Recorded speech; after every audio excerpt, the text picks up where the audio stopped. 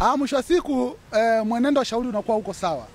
Chama kinaweza kuchukua hatua nyingine za kisheria kikiona jambo hili linavyoenda ndivyo sivyo. Na kuendesha shauri upande mmoja sio kwamba ni jambo geni sana kisheria, lakini kina utaratibu wake, ikiwemo msingi wa haki ya kusikilizwa, kupewa fursa ya kujaribu kubadilisha mawakili, kutafuta wakili mwingine ambaye anaweza na vitu vya namna hiyo, lakini madhara yake ni hayo. Kwa hiyo hata ukiendesha upande mmoja bado chama kinaweza kaja kuleta maombi ya kutengua uamuzi wa upande mmoja. Kulikuwa kuna hoja imebuka mahakamani juu ya miongoni mwa walalamikaji kutangazwa kwamba amejiondoa kwenye kesi, lakini kuna document ambayo itasainiwa na wakili alisaini wakili lako. Hili nalo limekaaje?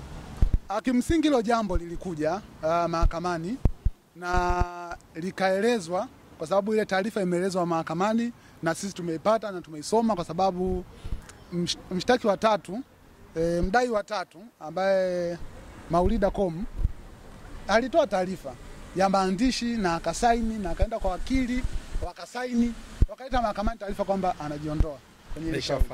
Na ikawa faili na sisi tukapata nyaraka yetu na mahakama ikapata nyaraka yake. Jaji amekataa.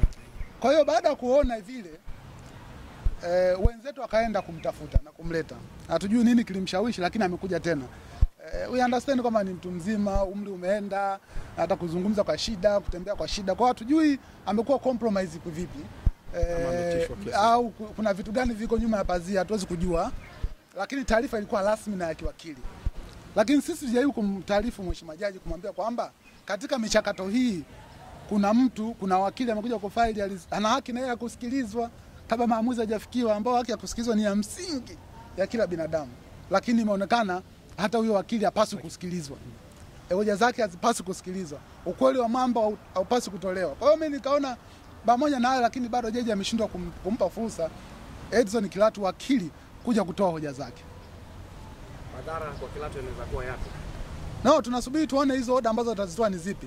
Lakini sisi tunaamini Kilatu ni wakili sahihi, ni wakili wa mahakama kuu, ni ofisa wa mahakama. Tunaamini hawezi kusema uongo, hawezi kudanganya, hawezi kufanya vitu vya namna hiyo. Kwa hiyo tunafikiri na yeye ana haki ya msingi, ana fursa ya kusikilizwa. Kwa hiyo tujui atatoa amri zipi, lakini tunaamini Edson Kilatu hajatendewa haki, ana haki ya kusikilizwa.